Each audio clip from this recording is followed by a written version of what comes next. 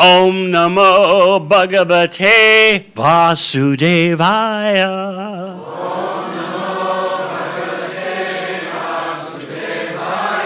Om Namo Bhagavate Vasudevaya.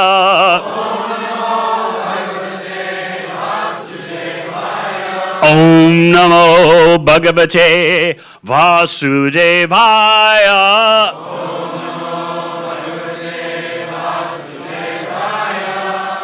We're reading from the 10th canto, chapter 12, Krishna dispatching Aghasura, but we especially want to focus on the aftermath of that Lila by Krishna. Often we look at the what seems to be the main part of the action.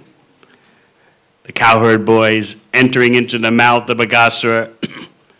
Aghasura thinking, now everything is settled. This Krishna who killed my sister Putana and my brother Bucky, he's now within me. And some or other, even Kamsa heard about it. He has his spies everywhere. And so he heard Krishna has followed the cowherd boys into the mouth of Aghasura. He's finished. Even the demigods observing from the higher planets, they were aghast. Oh no. And Krishna seemed to be momentarily bewildered. So now you're wondering, what kind of supreme personality of Godhead is this that became bewildered? What am I going to do? He tried to stop the cowherd boys from entering the mouth of Aghasura. Remember, the cowherd boys were debating amongst themselves upon encountering this huge snake, Aghasura, whose bottom of his mouth rested on the earth, and the top of his mouth, when it's open, reached into the sky. So the cowherd boys, wandering through Vrindavan forest with Krishna, playing, they thought, look, this is obviously another site for our playing games. Look at this. Other cowherd boys said, wait a minute. This could be a real snake. There was some discussion amongst the cowherd boys. Yes, no, yes, no. But then those who had doubts that it was a dangerous snake, they said, it doesn't matter anyway. Why? Krishna will save us. Have no fear, Krishna is here. We're marching into the mount. Krishna, he called out, don't do it, don't do it. But at that point, it was too late because the cowherd boys were unconscious by the poisonous gases. Once they entered the mouth of the snake, the poisonous gases from the snake's interior overpowered them. So it seemed that Krishna was too late. Not only did it seem he was too late, but his warning was ineffectual. The cowherd boys had already succumbed. And so Krishna was apparently bewildered. He was too late. His call seemed to be ineffectual. And now he seems to be bewildered. What am I going to do? The cowherd boys, my friends, are inside Aghasura. If I kill Aghasura, the boys will die also. If I don't do something, the boys, they're finished. What am I going to do? How is it that Krishna's bewildered? He doesn't know what to do. Momentarily, this is Lila, pastimes. He's enjoying a problem. You don't enjoy problems because you generally have no solution.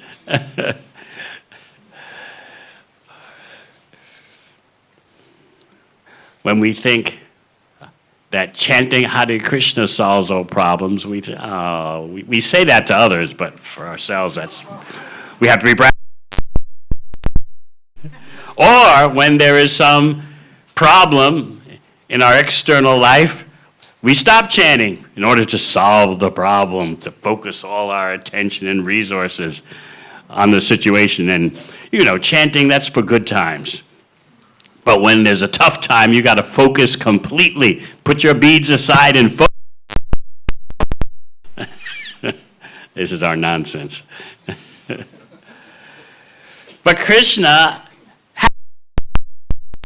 he likes to encounter sometimes problematic situations and seem to be puzzled. This is part of his enjoyment. Oh no, what am I going to do? Look at this. I can't figure this out right now. People, they like playing crossword puzzles, Rubik's Cube. How many of you played with Rubik's Cube? Yes. How many of you did crossword puzzles? I could never figure out why someone would delight in crossword puzzles. But you like problem solving, especially when you know that the problem is actually not going to affect you, like a crossword puzzle. If I don't do it, it's all right. If I do it, it's all right. If I do it, my ego is enhanced. But if I don't do it, it doesn't mean the end of my life. So you enjoy problems that can be solved easily. How do you feel when one of your friends comes up to you and says, I've got a problem, can you give me some advice? And you say, all you have to do is this, all you have to do is that. How do you feel about yourself? I'm a problem solver. Krishna has no problems, but in order for Krishna to be Om Purnam, perfect and complete, he has to have problems, even though he can solve everything, especially for his own enjoyment. What am I going to do? Oh no, look at the situation with Aghasura. So then Krishna decides, I'm going in. The demigods are panicking. The demons are rejoicing. He's going in. He's finished finally. So you know what happened next. We're just summarizing the main part of the Aghasura Lila that all of you know, but we're going to go deeper. We'll try to go deeper into the aftermath, because you're going to bridge from the Aghasura Lila to the Brahma Vimohana Lila, the bewilderment of Lord Brahma. That pastime of Lord Brahma thinking he's stolen the cowherd boys and calves, it connects to the Aghasura Lila. We'll explain.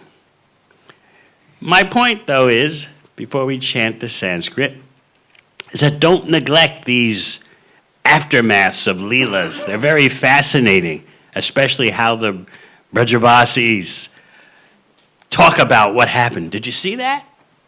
Now, who is this Krishna? I don't know. Well, what did Gargarishi say at the Namakarana ceremony, the name-giving ceremony for Krishna? They start speculating for a while before Krishna's Yogamaya covers them even more. To understand the science of the Supreme, there are two things you need to know. Aishvarya, opulence, and Madhurya, sweetness. Mahaprabhu introduces you to this in Sri Chaitanya Charitamrita, Madhya Lila, chapter 21. He talks about Madhurya Aishvarya, the sweetness and the opulence. First, he starts with the Aishvarya Sagar, the ocean of opulence. That is the Supreme Personality of Godhead. And then, after becoming overwhelmed by that ocean of opulence, he segs into the sweetness, because by talking about the opulence, it brings out in him a longing for the sweetness, the madhurya. So in this bridge between the killing of Aghasura and the bewilderment of Lord Brahma, you find very interesting subject matter that you can relish again and again and again.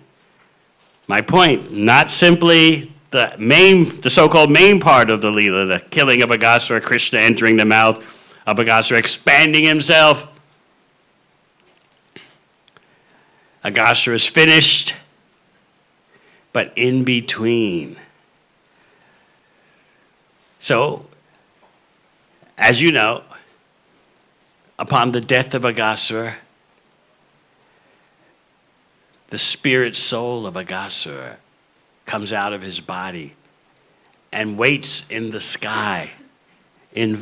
Not exactly the spirit soul was in full view of everyone, because the spiritual form of Aghasura, the spiritual form of the jiva, is not perceivable by human perception.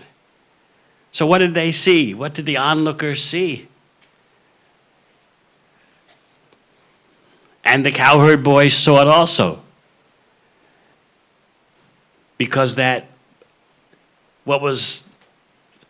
was the effulgence of the spirit soul that was visible. Even that normally you can't see. But Krishna wanted to stage a lesson. It's like a school teacher. Let me demonstrate exhibit A, exhibit B, or sometimes lawyers do that in the courtroom. So Krishna is creating an exhibit A. You want to see what's happening to even a sinful person like Aghasura? Because he thought of me with devotion for a split second.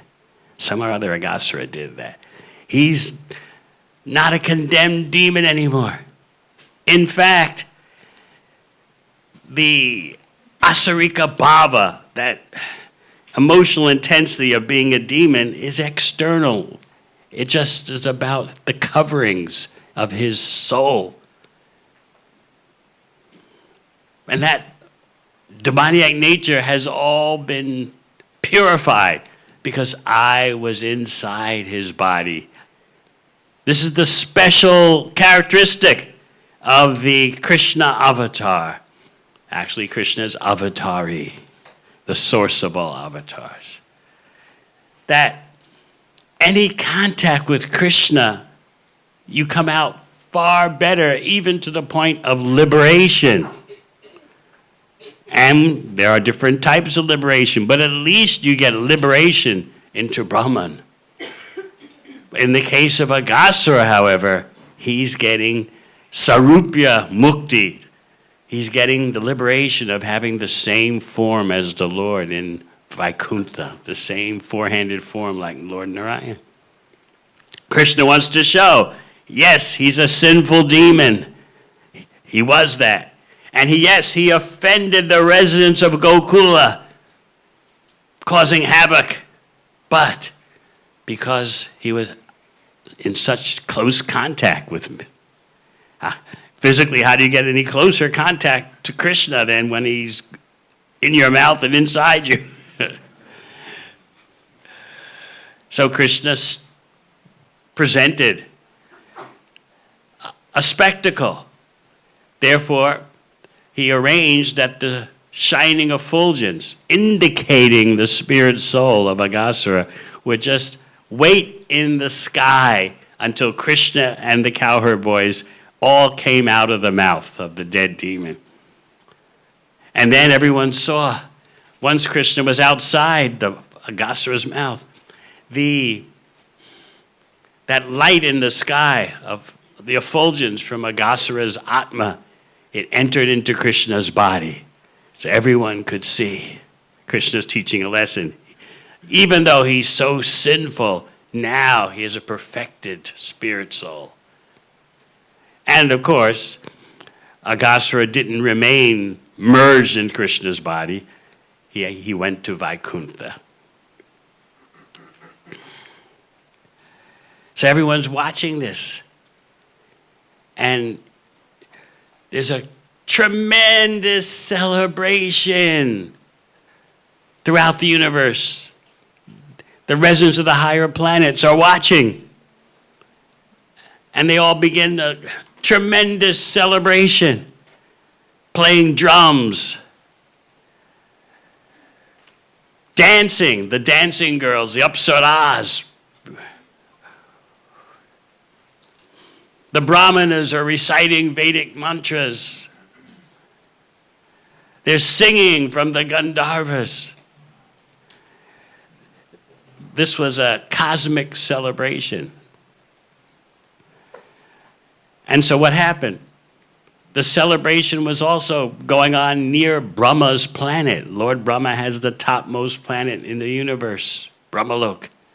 So he was checking out, what is this going on Tapalok? That's a higher planet nearby his. What's all the party about? So Lord Brahma, unseen by others, came to Braj. Let me see what's happening here. And this is going to be the start of the Brahma Vimohana Lila, the bewilderment of Lord Brahma. Because he's amazed by what he's seen. What's happening here? The spirit soul of a demon is liberated by Krishna in such an extraordinary way, by Krishna's entering his mouth. So that is the beginning of Lord Brahma's quest. What's going on here? Is this just a cowherd boy? Or is this the Supreme Personality of Godhead? Or what? How can this be Bhagavan if he's a cowherd boy? How can he be unborn if he's Devaki Nandan, the son of Devaki? So Brahma is starting to wonder because he's overpowered by the apparent simplicity of Vrindavan, Braj Lila. Brahma is used to opulence. He's used to power and majesty. And what does he see in Braj Lila? Such pure, sweet simplicity. So he's starting to wonder. And that will lead to something else. He's going to make a laboratory test. Am I really dealing with Krishna here or what? So now we're going to focus on the power of the mind.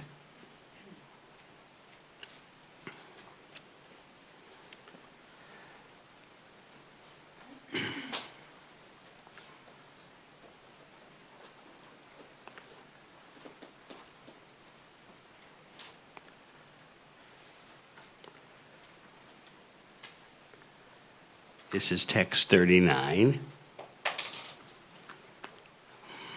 Shukadeva Goswami is going to give us insight into how our mentalities produce situations. Because you may think, it doesn't matter what I think. But your actions affect what you think. And what you think affects your actions. So as you know in Bhagavad Gita, Krishna says, Yam yam vapi smaram chajante kalevaram. Yam yam vapi smaram bhavam chajante kalevaram. Whatever state of mind you have at the time of death, that brings about a situation in your next life. So that applies not only to those bewildered by the illusory energy, but it also applies to devotees.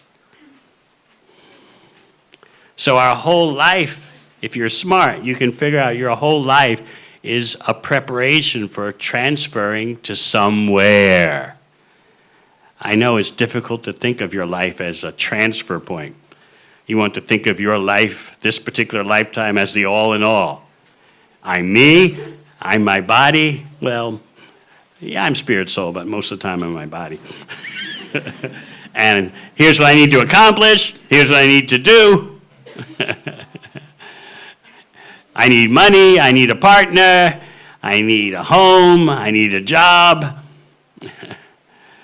I need to entertain myself, have security in an unstable world.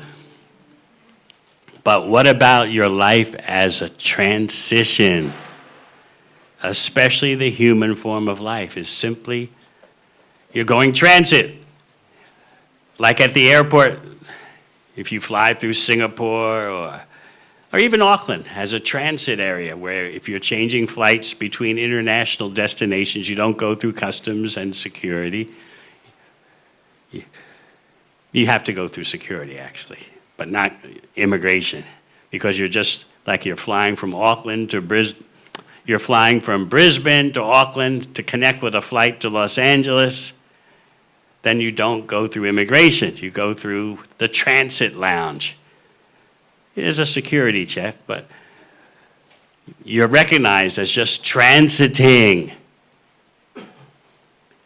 So sometimes travelers will write reports about, oh, such and such airport has a very good transit lounge facility. Others have a very lousy transit lounge facility.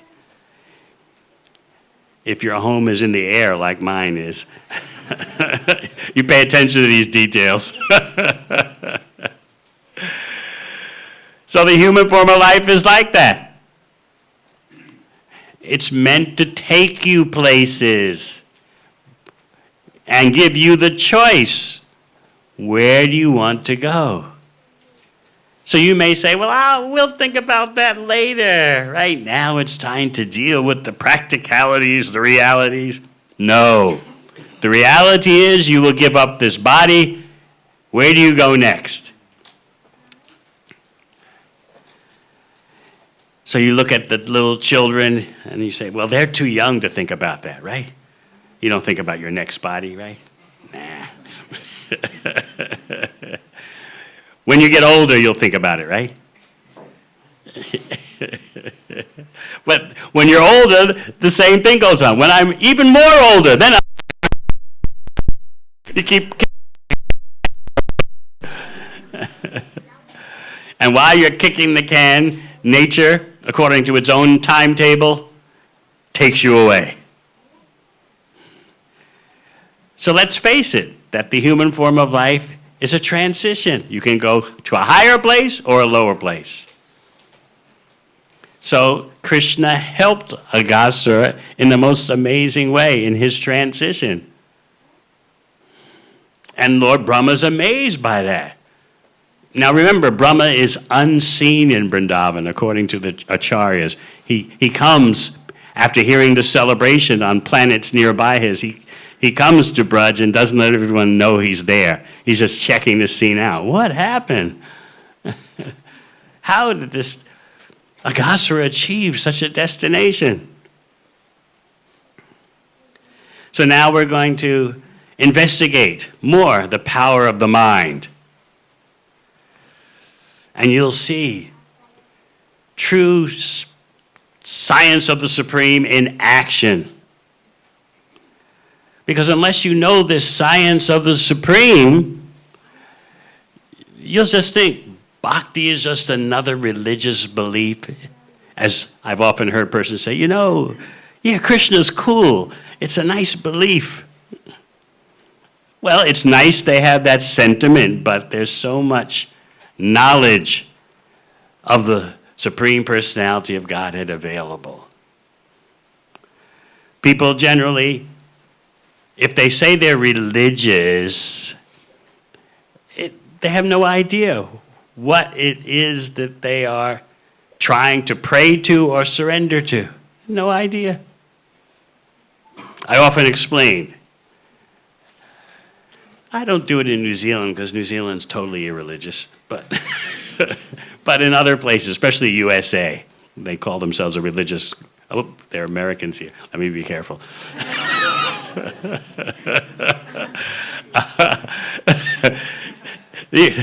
Was I born there? The USA is a Christian country, they say, with lots of nuclear weapons.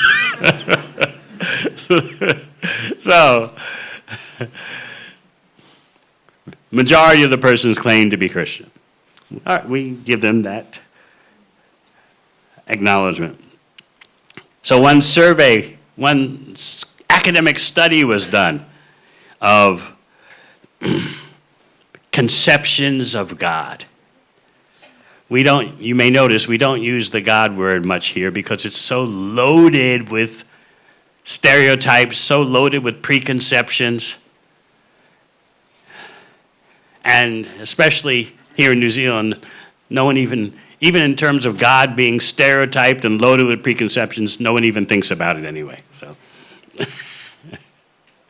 but anyway, in the religious USA, a study was done, very authoritative study about people's conceptions of God.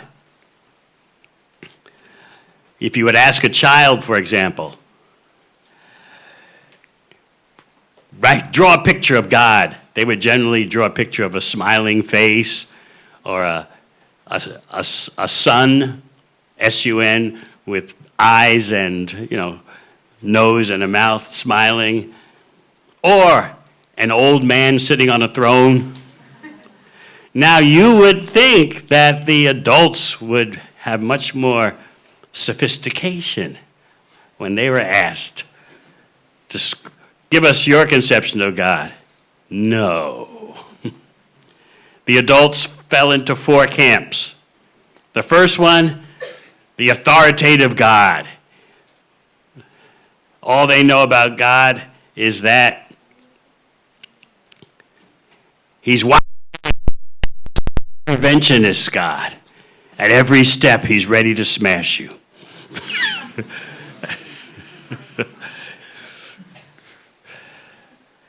He's there every step of the way, watching you, judging you, ready to deliver punishments, or to give you his grace. And number 2, the friendly God. The God who gives 2, 3, 4, 5, 6, 7 chances. Kindly, friendly, compassionate, soft. And then number 3, the remote God. Yes, he created the world. He created the world and then left it to us. And he's waiting until Judgment Day. And then the verdict comes. So you don't see him all your life, but he's watching, he's tabulating, he's withdrawn. But when you die, that's when the verdict comes. That's when the gavel slams down on the desk. Guilty as charged, or you're saved. Number 4, you'd see a bit of this in New Zealand. God is, the whatever. The brightest light, the darkest night. The universe, the this, the that. Oh, God is love.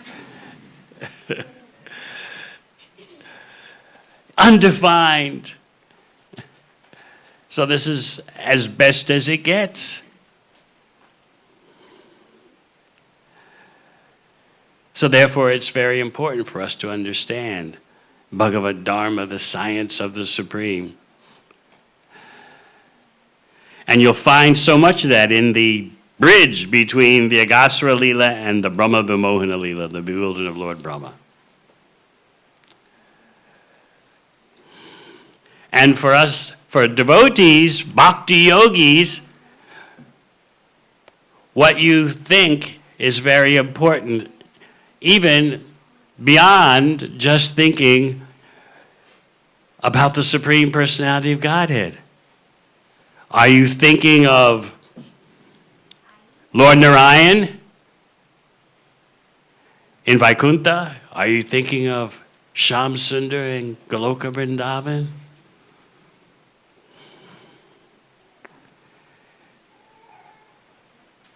So Brahma is coming to investigate Braj Lila, but actually doesn't really belong there. Later, he'll pray that if I can just be a blade of grass in Vrindavan, how glorious that will be. But he knows he's an outsider.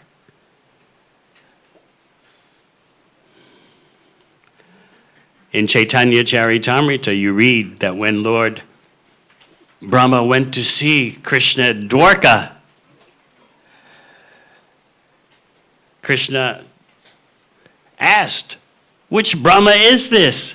And Brahma was shocked. Wait a minute. I am the Brahma. And so he asked Krishna in Dwarka. Krishna is Dwarkanath. Dwarka is mostly Aishvarya, opulence, reverence, majesty, a tiny touch of sweetness. Nothing to be compared to Braj. Mathura is in between. Opulence and sweetness. And Braj, of course, is total sweetness. Sometimes in Braj, Krishna shows his opulences briefly and then hides them because he doesn't want to upset the rasas there of spontaneous love. So Brahma is asking, why did you ask? Which Brahma is it? I am the one. You can imagine his astonishment. To find out. Just like when you can get a little bit of understanding, not same example, but when you find out someone else somewhere in ISKCON has the same spiritual name as you. I am the Rasa Yatra. And you find out someone from outer Mongolia or something has the name Rasa Yatra. It's happened to you. You found some Dharma Setus. And wait a minute. Well, just visualize Brahma's astonishment. Not only did someone else have his name, but someone else had his position as the Brahma of the universe. Every universe has its Brahma, Indra, Shiva. So, because Brahma was so astonished, Krishna said, wait a minute, and called countless Brahmas from countless universes. Come on. They couldn't see each other, but the Brahma of this universe could see them all. And they all came unseen by the other and bowed down to Krishna's feet in Dwarka.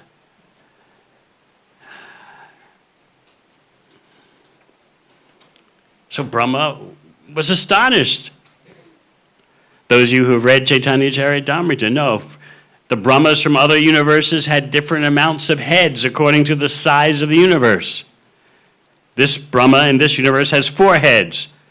Some Brahmas from other universes have hundreds, thousands of heads. You can say, wait a minute now, who can believe that? But I won't do it today, but I point out the madness of human society today and how someone from a more elevated status of life, a more elevated planet, would look and see what human beings are doing on Earth and say, that's unbelievable. No human beings can destroy their own habitat. No human beings, in just last year alone, the 9 nuclear powers in the world spent $83 billion US in 1 year on more nuclear weapons.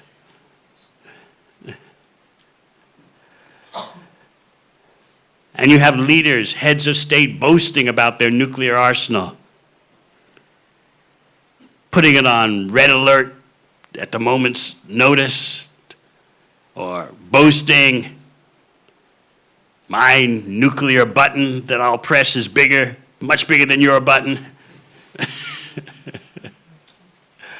Or, let there be an arms race. We'll outpace you at every step. We'll outlast you at every step. Those from the USA will recognize some of these statements from your leaders. So you can just think what the residents of higher planets consider about such madness. This is mythological. Who could be so crazy? There's enough, as Prabhupada would always point out, there's enough death already in this world. The death rate's 100%. You don't need to improve on it. So, depending on your standpoint, that's what you'll consider hard to believe, incredible, or not. It all depends on where you are situated. Anyone who's studied anthropology understands that we have a cultural standpoint by which we judge everything. What's acceptable in one culture is rejected in another culture. But Bhagavatam gives you the much bigger picture. What seems cool on the Earth planet, the residents of higher planets think is crazy. Abominable.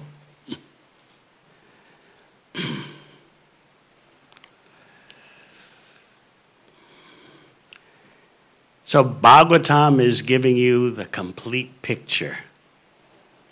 We're so blinded by ignorance. We don't even understand what goes on this planet. I often ask, how many of you understand truly the financial situation of just the country you live in? How many understand what the governments are really up to? Just like one former prime minister of New Zealand told me, oh, the people, what do they know? Just give them lots of sports and entertainment and they don't bother you. What do they know? And the last thing we want is that they try to tell the government what to do. No, just have more sports, have more social media. Leave us alone to control things. And then he would give his refrain, the chorus he'd always repeat. I know you Hare Krishnas think this is demoniac, but look, someone has to be in control. If you're smart enough to figure this out, become one of us. Otherwise, enjoy your sports, enjoy your entertainment, and you're happy. Isn't that fair? You get your entertainment and leave the control of the country to those who are better at arranging things. And again, if you can see through the veil, if you can pierce the veil, become one of us. And he would assure me, I know you Hare Krishnas are idealists. I know, I've read the Gita, the divine and demoniac natures. But look, I tell you, I used to be an idealist like that until I realized the way the world works. So if you come to that, if you become enlightened about the way the world really works, you become one of us. So he saw that I was kind of just taken aback. I was kind of, wow. Because as I've explained before, but I'm repeating it for the sake of those who haven't heard it. And repetition of a good point is not a fault. So I started by asking him questions. How does the world really work? We were seated in the lounge at Madri Devi's house in Auckland. And I said, how does the world really work? What's really going on? Even though he's the same age as me, he looked at me and said, young man, what's a Hare Krishna like you asking me those kind of questions? And then he went.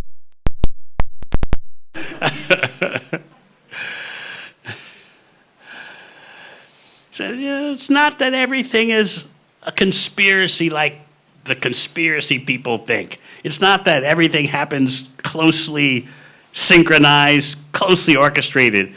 He said, we just try to push things in a certain direction. Sometimes we get our way, sometimes not, but we just keep pushing.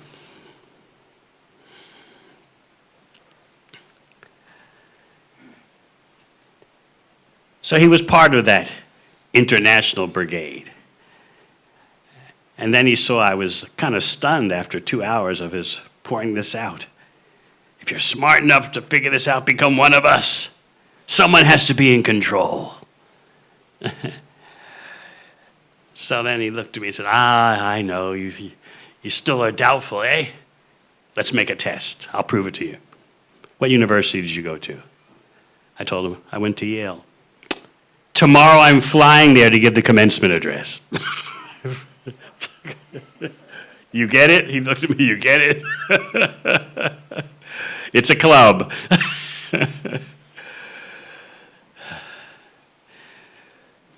So even hearing about the affairs of your own little world, I can't believe it. So again, I'm not giving fuel for those who totally down the rabbit hole of the conspiracy. He gave a middle-of-the-road explanation. Yeah, we push things in a certain way, but it's not that we can organize and orchestrate everything down to the minute detail that those conspiracy theorists think. It's just human nature. Persons who can do something, come together and try to steer things. That's all. So my point is, even your own country, you don't understand the financial system. How many of you understand how the Reserve Bank works in New Zealand? Gopal Guru's raised his hand. He's got it all sussed out. That's one out of the, was there anyone else? You really understand. You pierced the veil. No. How many of you understand how the U.S. financial system works? Maybe Archita. Okay, one. How many understand what the military of the world is up to? Are there UFOs? Have there been aliens? Who knows? But then when you hear about Lord Brahma and life on the heavenly planets, I don't know. Could I explain this to my mother? Four-headed Brahma. Could I explain this to Dad? Brahma has heads number of heads according to the size of the universe, and Krishna called them all to Dwarka, and the four-headed Brahma of this universe felt like an insect amongst elephants. So that's Krishna demonstrating his opulence in a way that Lord Brahma could understand. But when it comes to Braj Lila, Brahma often has problems. He knows he's an outsider there. So let's look at the power of the thinking process, which brings you to various destinations, whether lower, middle, upper planetary system, body in this species, body in that species, or to Brahman, the Brahman effulgence, or to Vaikuntha, or to Goloka, Vrindavan, to Braj. We'll chant. Sakridyaranga pratimanta ahita Manomai bhagavatim dadagatim Seva nityatma sukhanubhuchabhi Vyuda hikim puna Sakridyaranga pratimanta ahita Manomai bhagavatim dadagatim Seva nityabhi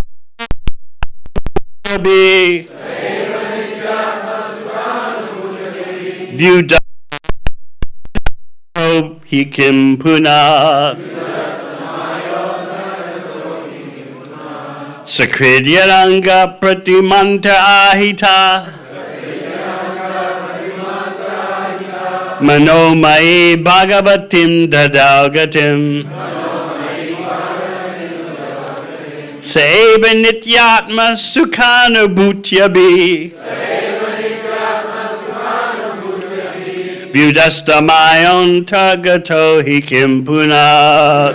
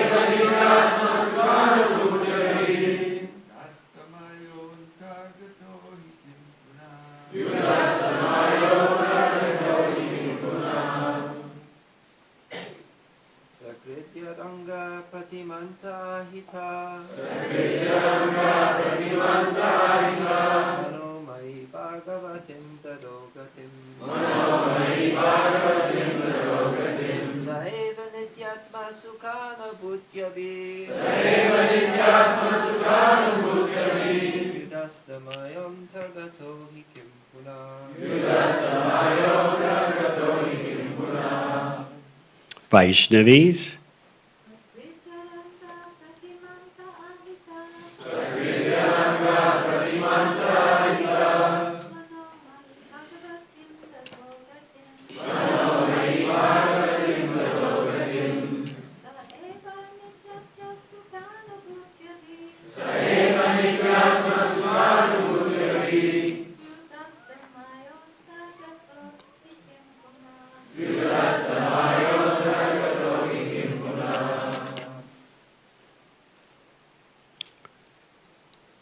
Someone chant, please.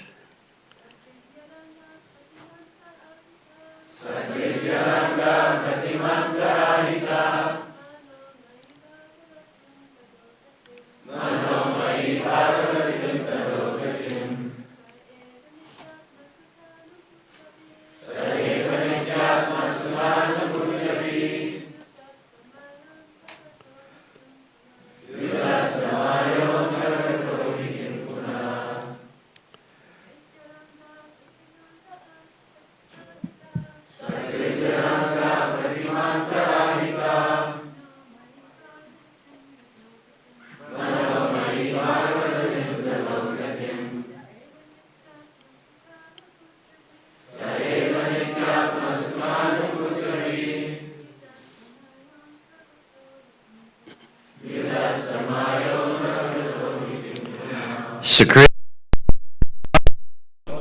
Yat whose Anga Pratima, the form of the Supreme Lord. There are many forms, but Krishna is the original form. Anta Ahita, placing within the core of the heart, somehow or other. Manamai,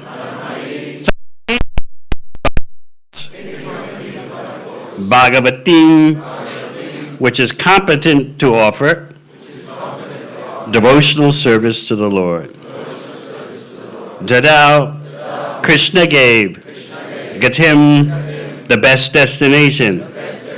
Sa, he, the Supreme Personality of Godhead. Eva, indeed. Nitya, always. Atma, of all living entities. Sukha Anubhuti, immediately enjoys a transcendental pleasure. Abhivyudastamaya, because all illusion is completely removed by him. Antagata. He is always present within the core of the heart. He indeed kimpuna. What? Translation. If even only once, or even by force, one brings the form of the Supreme Personality of Godhead into one's mind, one can attain the supreme salvation by the mercy of Krishna, as did Aghasura. What then is to be said of those whose heart it enters when he appears as an incarnation, or those who always think of the lotus feet of the Lord, who is the source of transcendental bliss for all living entities, and by whom all illusion is completely removed. Purport. The process for receiving the favor of the Supreme Personality of Godhead is described here. Yadpada pankaja palasa vilasa bhaktya. Simply by thinking of Krishna, one can attain him very easily. Krishna is also described as having his lotus feet always within the hearts of his devotees. Bhagavan Bhakta Hridi Stita.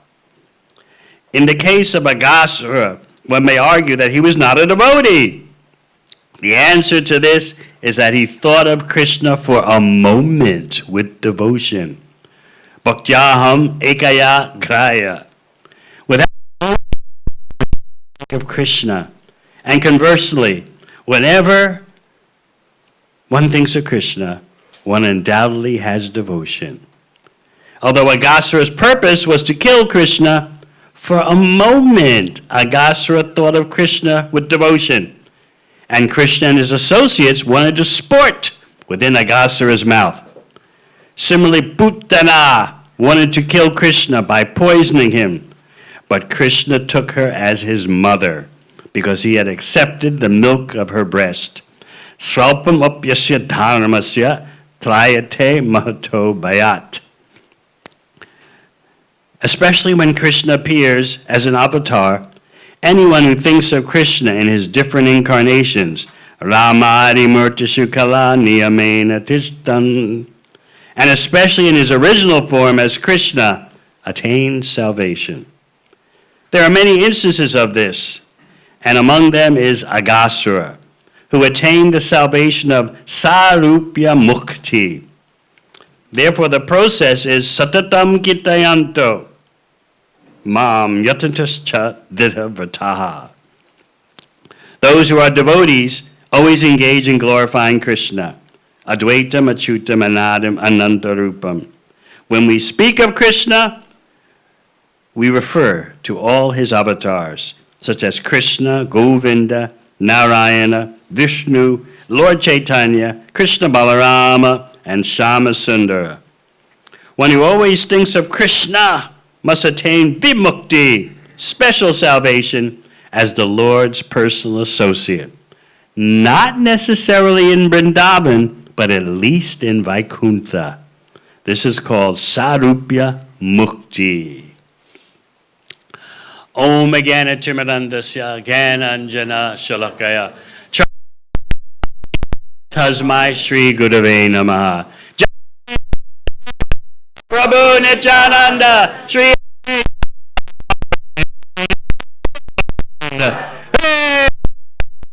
Krishna Krishna Krishna Rama Rama Hare Hare. So this aftermath of the dispatching of Aghasura has two inconceivable aspects that are causing wondrous questioning by Pritchett Maharaj. Number one, how is it that such a sinful creature as Aghasura attained the mukti of having the same form as the Lord in Vaikuntha? Number two, and we'll talk about that in the coming days, how is it that the cowherd boys didn't talk about this incident until a year later? And when they started talking about it a year later, it was as if it had happened just that very day. What's going on here? So please keep that in mind as you deepen your absorption in Krishna Lila. You pay attention to what Pritchett Maharaj is not only curious about, but fascinated by. Wait a minute, what's going on here? First, we have Aghasura attaining vimukti, special liberation, beyond just sayuj, liberation into the Brahman effulgence. And then the cowherd boys, they didn't talk about this until a year later. And when they did talk about it, it was like, this happened today.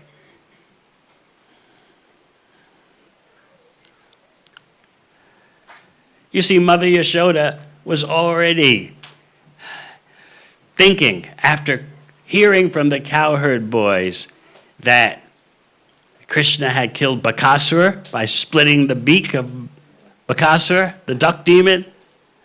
So Mother Yashoda she heard about that from the cowherd boys, and she's thinking, oh, what am I going to do about my son? Why is he always in these kind of situations? And what did little Krishna tell her? Kavi Karnapur says that Krishna told her, Mother, these boys, when they talk about all these adventures that I supposedly had, they're lying. Be peaceful, relax, they're all just lying.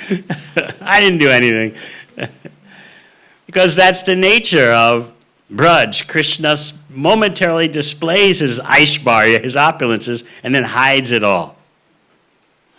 Just like when it's time for Krishna, according to his vision, Krishna's vision, it's time for me to herd the cows. And so he keeps pestering in a mischievous way Nanda Maharaj. I want to go with the cows to the forest. I want to take the cows to the forest.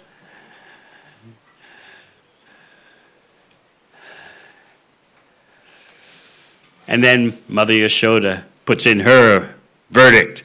No, we have so many cowherd men who are assisting Nanda Maharaj, Vajendra, the king of Braj. So many cowherd men are there. Why does Krishna need to take care of the cows? Let him stay at home and be safe. He's so tender. And herding cows can be a tough activity. At that point, Krishna interrupts. Mother, I want to herd the calves. Even if you say no, I'm not going to listen to you.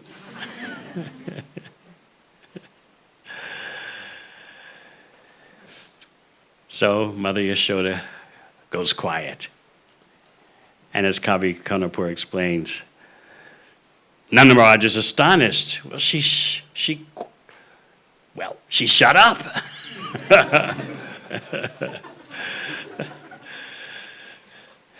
So Nanda Maharaj takes Krishna to the cowshed, shows him the cows, picks out some calves, gives Krishna a red stick for controlling the cows. And then it's time in the morning for Krishna to leave for the forest with the calves. And Nanda Maharaj and Mother Yashoda want to follow along. And Krishna has to order them, go back, go back. Because Mother Yashoda still doubts his abilities. Can he do it? And Krishna tells her, I'm expert. And he says, who wouldn't enjoy taking care of cows? So Nanda Maharaj and Yashoda Mai keep trying to follow, and Krishna orders him, go back, go back. So they work out a compromise. Nanda Maharaj says, Krishna, don't go deep into the forest. Especially like this is your maiden voyage, this is your first trip into the forest with the cows. Don't go far. And Krishna, of course, says, yes, yes.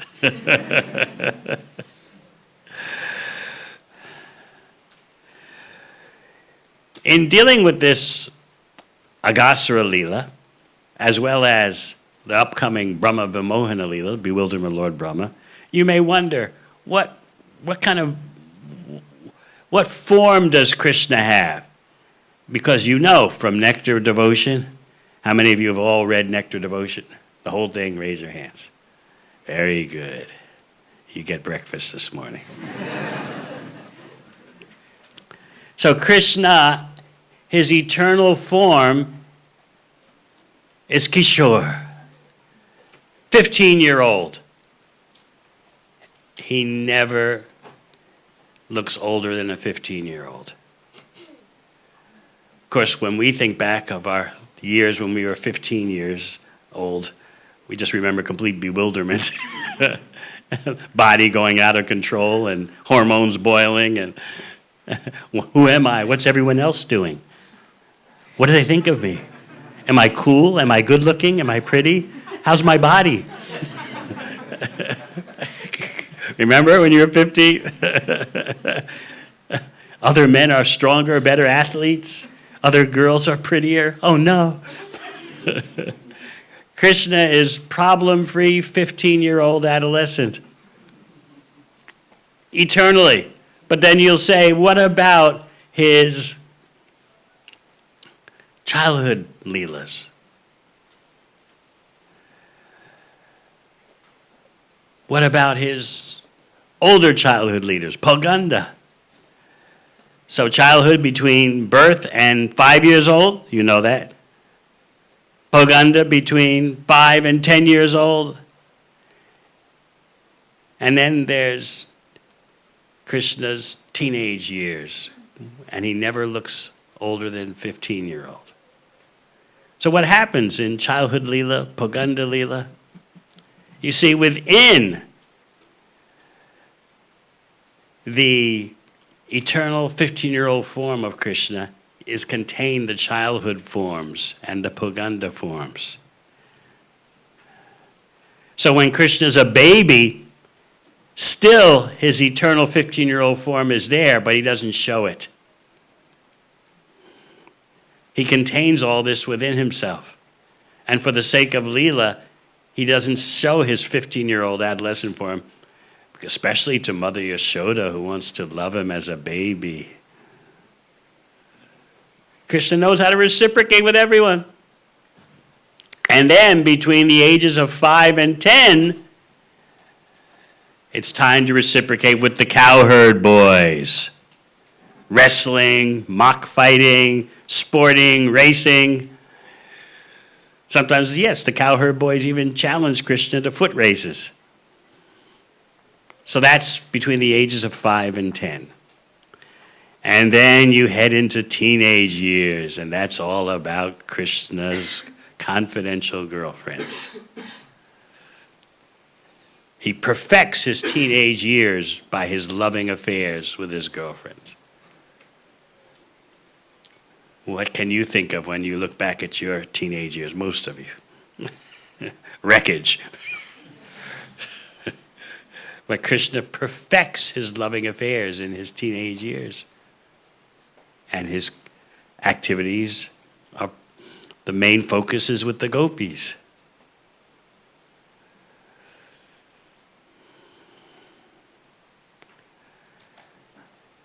So when you think of Krishna, you can truly understand that he contains all possibilities. And he reciprocates with his devotees in the form they want to see the most.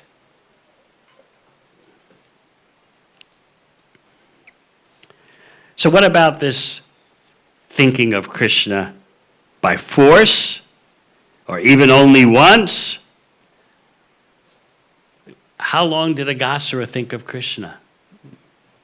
With devotion. Just a split second. Somehow or other he managed to do that.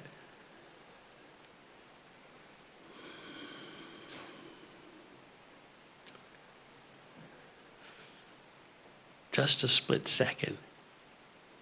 And you see, Krishna took the good side. He killed off the bad side and took the good side. You became a playground for me and for my friends and me. We wanted to sport. And because Aghasura's dead body became like a Disneyland for Vrindavan. All the cowherd boys, all the cowherd people wanted to go see the dead form of this huge snake with the mouth still wide open.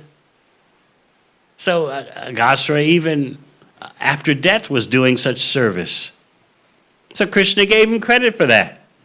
You thought of me for a split second somehow. You offered yourself, although in an inimical way, you offered yourself as an amusement park. Okay, here's Sarupya Mukti. Here's liberation into Vaikuntha.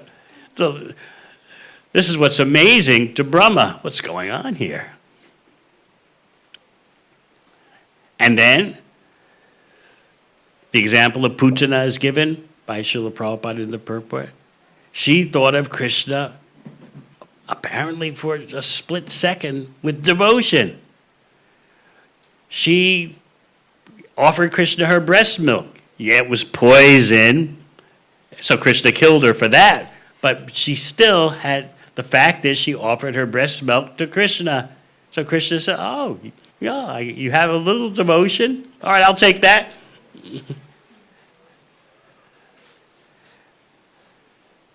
So this is the background to if only once. And then if even by force one brings the form of the Supreme Personality of God in one's mind. Sometimes we think that you shouldn't force yourself to think of Krishna doing things for Krishna's pleasure. Wait till it comes naturally. As Archita Babu was explaining yesterday, that you're doing a service for Krishna, you focus on how to do that service nicely. That's thinking of Krishna. Not, as he was giving the example, you're making something on the stove and then you're lost in trying to think of Krishna's pastimes and what you're cooking on the stove burns. No, you're thinking, let me do this for Krishna in the best way. Let me focus on all the details because the details are meant for Krishna's service, for Krishna's pleasure. So this idea that, no, don't force yourself,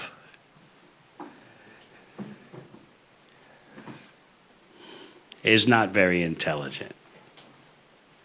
And you know there are times in your life when you forced yourself to focus on something, whether in school or at the workplace or in a relationship, you forced yourself, gotta focus, how to get this right.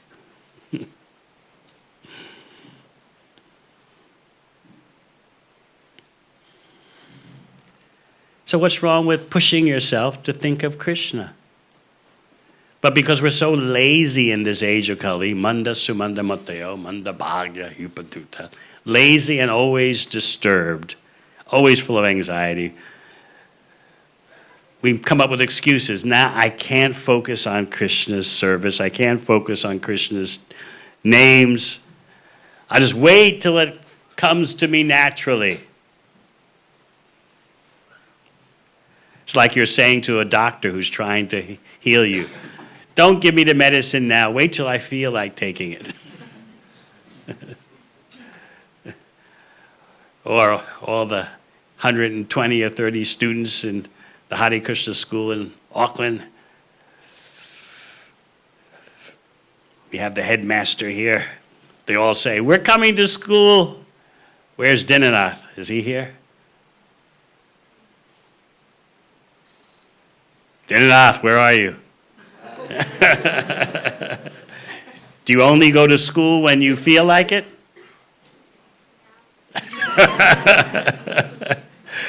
So if all the students say to Dharma Setu, we're coming when we feel like it,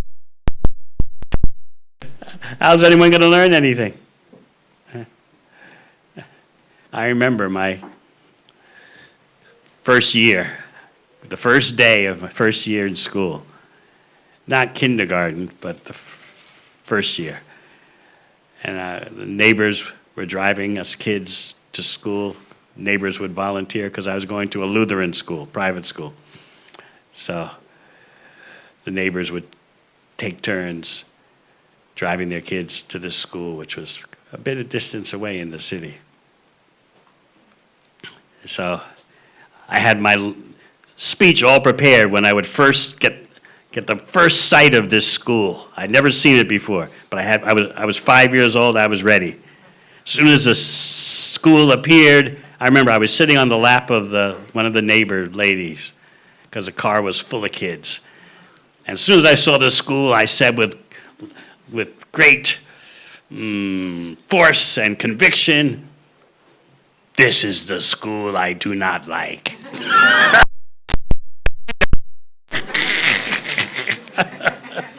Well, I had rehearsed that in my mind. I was focused. Pronouncement. "This is a school I do not like." What does a 5-year-old know? Have you done that, Dinanoth? Have you said like that? He's not admitting. So, what's wrong with pushing yourself to be Krishna conscious? You live in a so-called civilization in which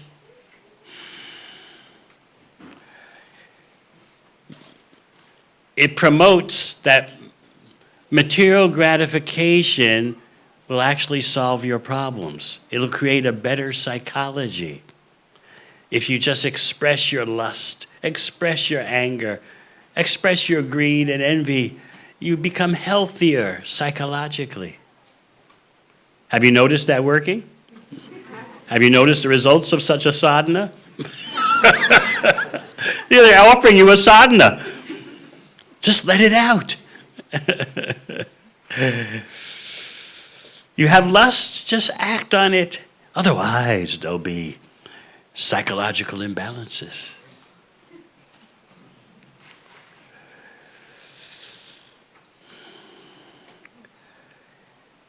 Just to engage in material life, you have to force yourself, push yourself to do so many things.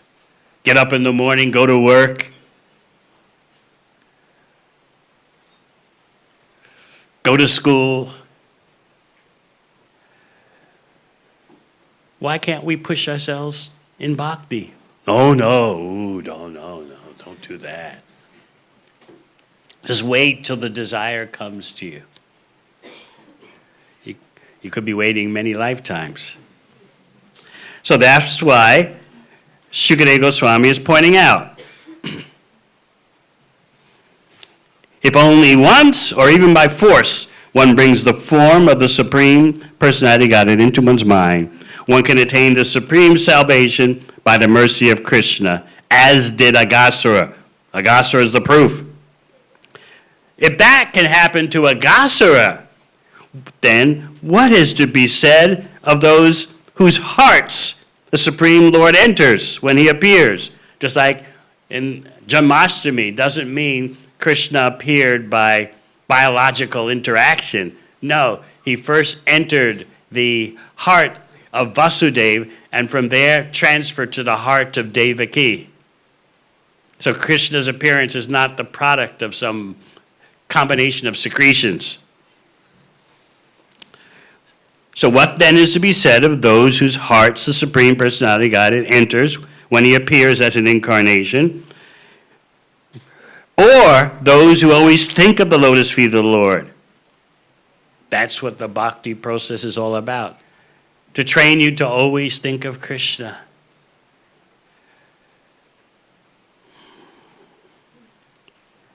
Krishna, who is the source of transcendental bliss for all living entities, and by whom all illusion is completely removed.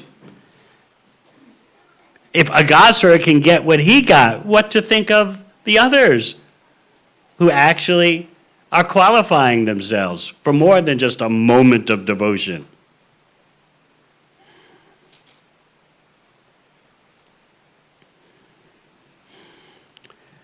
So we should learn to think about what Pritchett Maharaj and Shukadeva Goswami are discussing and focus on that. They're teaching you what is important.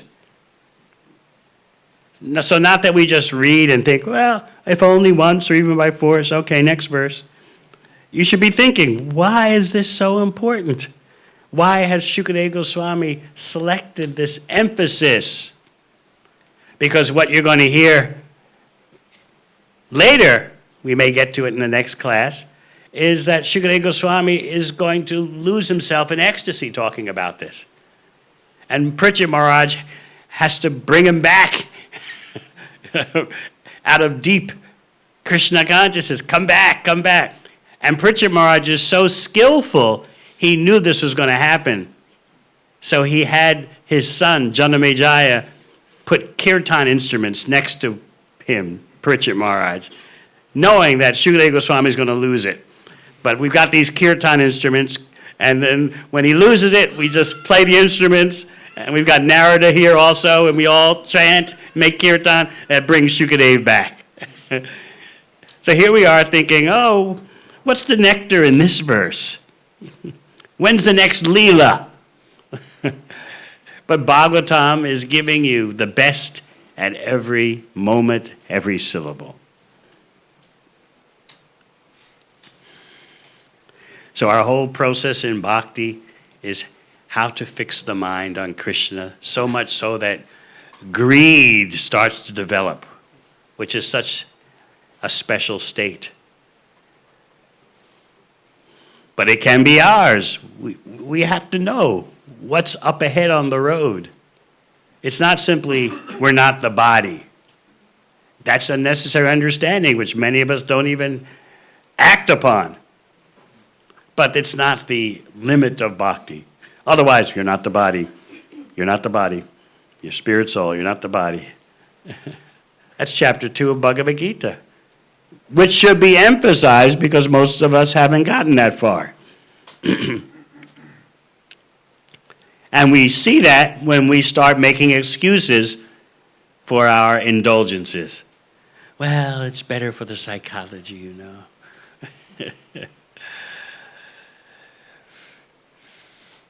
Exhibitions of lust, anger, and greed make the system flow more smoothly, you know, help the circulation better, keep you as a balanced person. But there's actually room for all these emotions and drives in bhakti. So the bhakti yogi has lust, has anger, has greed, but in an authorized way. We'll talk more about that maybe next time. Archana Prabhu, you were in Balboa Park when Prabhupada was there? Oh, you must have been hard at work in L.A. Because everyone in L.A., and that was summer of 75. Yes, he was hard at work at the BBT. Whereas some of us got a break, and we went to Balboa Park, where Prabhupada was giving an outdoor program. You must have heard about it, though. I'm sure you've seen the video. Hundreds of counterculturals were in the park, otherwise known as hippies. And so Prabhupada was speaking on a big platform to this audience of hundreds of hippies and hundreds of devotees. So he was giving a lecture, basic Krishna conscious lecture. I remember just sitting and enthralled and just, And all of a sudden, one hippie stands up in the middle of the lecture and starts interrupting Prabhupada. I want sex! I want sex! And we're all the devotees are looking at each other like, oh my God, how's Prabhupada going to deal with this? Who is this rogue? He's interrupting the whole lecture, yelling again, I want sex! And then Prabhupada started yelling back at him, you can have. And Prabhupada went through a whole 10-minute explanation of Grihastha Dharma for having children. You wait. And I remember the brahmacharis were all turning red. And well, Prabhupada was insistent that everything is contained in bhakti according to regulative principles. So he went through the whole explanation of Dharma Varudo Bhuteshu Kamosmi Bharatarshaba.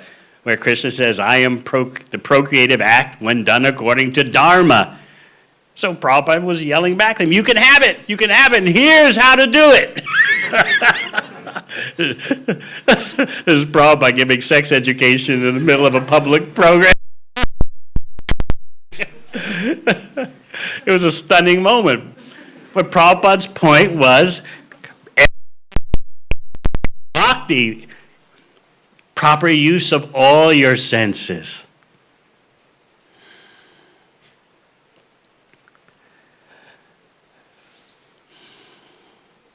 And by following the authorized program of how to use all your senses in bhakti, you start thinking of Krishna.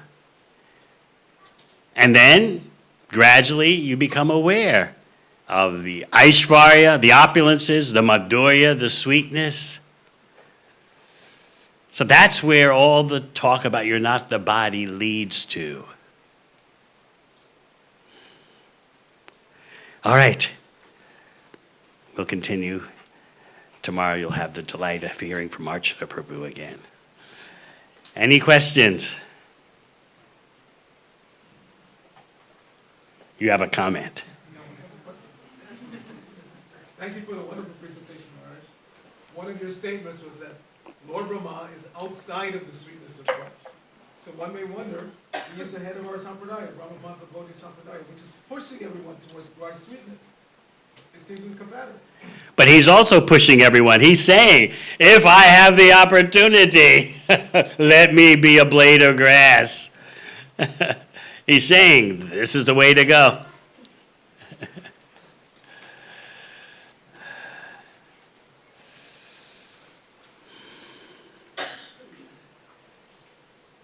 He can't stay there as Brahma because he's in the controlling mode, the Aishvarya mode of opulence and power. He can't stay there, but he can visit.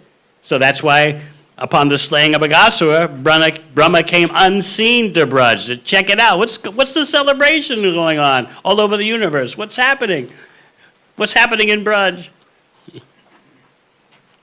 Even Indra can enter Braj, but he can't stick around. Yes. Aghasura, he thought of Krishna, he attained Swarupa Mukti. He what? I missed the first part. He thought of Krishna. He thought of Krishna So he thought with devotion, with devotion. momentarily. Momentarily. But it was Vrindavan Krishna in Vrindavan. But he didn't go to Vrindavan, he went to somewhere else. He didn't, because he didn't have that kind of bhav.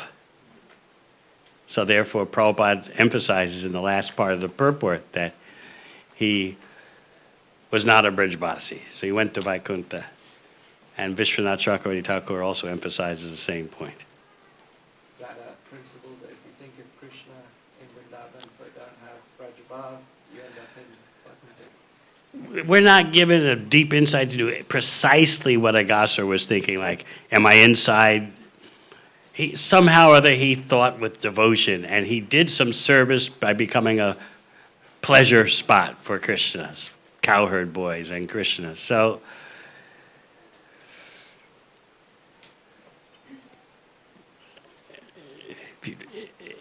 if you want to drill down more, that tiny detail is not exactly given. What exactly was he thinking? We just know that he was, for a split second, momentarily, he was thinking with devotion. We don't know what he thought Krishna is. Just like when Krishna killed, this is described in Laghu Bhagavatamrita. You want to know details, that's where you go. You have the Laghu Bhagavatamrita loaded with details about such questions. So, when Lord Nrsingadev killed Hiranyakashipu, what was Hiranyakashipu thinking? Who is this strange creature who's obviously attained such an inconceivable form by pious activities? That was what he thought.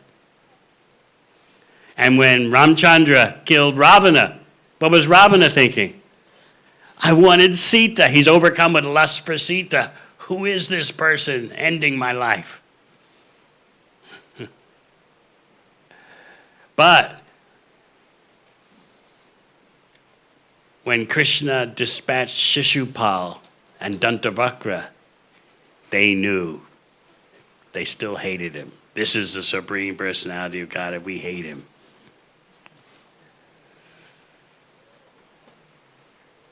So even though Nrsingadev killed Hiranyakashipu, he didn't get liberation immediately. Even when Ramchandra killed Ravana, Rupa Goswami says Ravana didn't get liberation immediately. But only Krishna gives liberation immediately upon killing someone, showing that indeed, as they say, God is all good. This is the full explanation of how God is all good. About Aghasura, one detail the Acharyas explain is that the appearance of Lord Krishna brings about a special presence of Kripa Shakti, merciful energy, that just saturates because of the original beauty of Swayam Bhagavan, the original personality of God. It saturates the demon. And so it's different than when a demon is killed and doesn't know who Krishna is in the slightest. But evidently, because different than when some other avatar kills a demon and the demon has no understanding. But even though Aghasura had no understanding, he was killed by Swayam Bhagavan. That's my point. Anything else? Yes, Dinanath, you have a question prepared.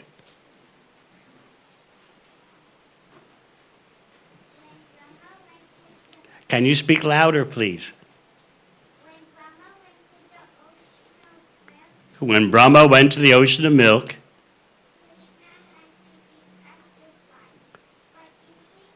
Krishna had to be pacified.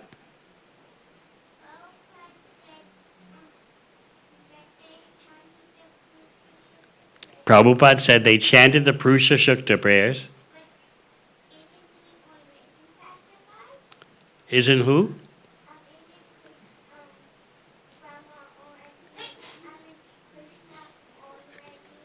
Pacified. Very good question. Just like we could say, why should we chant Hare Krishna to please Krishna? Krishna is what he is. But it's for our benefit. So the demigods are approaching the Supreme Personality of Godhead properly. Personalism means you do things in a way that pleases the other person, even though in the case of Krishna, he doesn't need it, but you need it. Just like when you offer food to Krishna to eat, does Krishna need it? Huh? No, but you need that Krishna accepts the offering. So that's Krishna's mercy. So by the devatas, the demigods reciting the Purusha Sukta prayers, it's good for us to hear, it's good for them to say it, but Krishna is self-sufficient. It's hard to put those two things together, isn't it?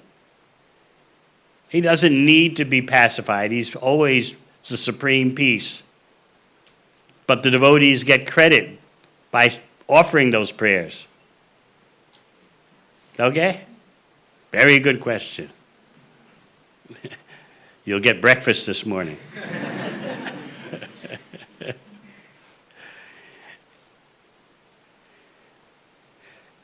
Nitai. Why did the great devotees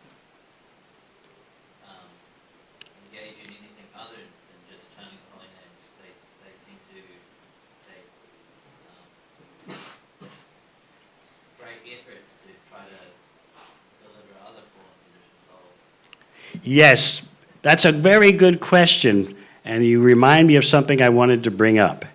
The shortcut to always thinking about Krishna, the shortcut to Braj Bhakti is by pleasing Sri Chaitanya Mahaprabhu. Because some of you may be wondering, wow, this Vrindavan stuff is so exalted, so high, the Madhurya, my goodness. Here I am down here on the ground trying to control my mind and senses, wondering what to do with lust, anger, and greed. What will become of us? What's our hope? So the shortcut is explained by Bhaktivinoda Thakur, by Prabodhananda Saraswati, and also put into action by Srila Bhaktisiddhanta Saraswati Thakur and Srila Prabhupada. The shortcut is to please Lord Chaitanya by giving knowledge of Krishna, the taste of Krishna to everyone. So Bhaktivinoda Thakur says that by serving Gauranga, Sri Chaitanya Mahaprabhu, in Dasaras, as his servant, all the other rasas open up for you. So that's the portal you go through for easy access. By serving Lord Chaitanya, if you're inclined toward Madhurya Ras, that opens up to you through that portal. And Prabodhananda Saraswati Thakur says that the more you serve Gauranga, the more the mercy of Radharani is available to you. So this is the shortcut. So thank you for asking that. By asking such a question, you are fulfilling the meaning of your being named Nitai. Now all I have to do is put it in action.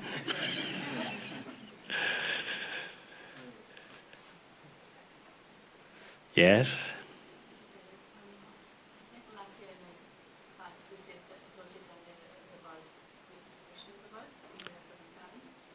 So I'm just curious about if as devotees of Lord Chaitanya are trying to go to Vrindavan, what happens to Lord Chaitanya? Like, what's the destination?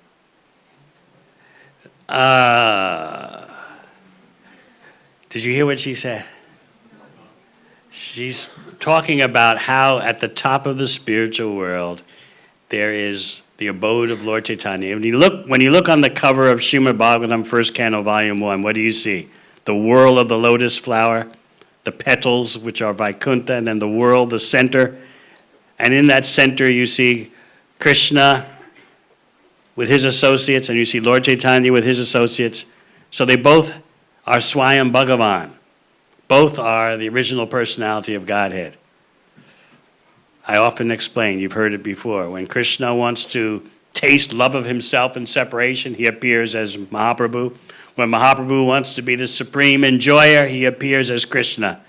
Their dual reality of Swayam Bhagavan, the original personality of Godhead, and they have their sections at the topmost portion of the spiritual world. You want to get more deep into the details, some devotees will realize in their advanced stage that they are attracted to Krishna Lila, some to Gaura Lila, and some to both. But that's to be resolved in the advanced stages. For now, be the humble servant of Mahaprabhu through disciplic succession, and all will come to you.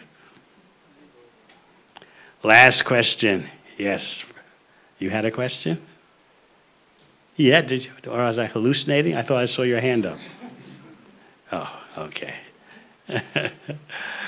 All right. We've come to the end time.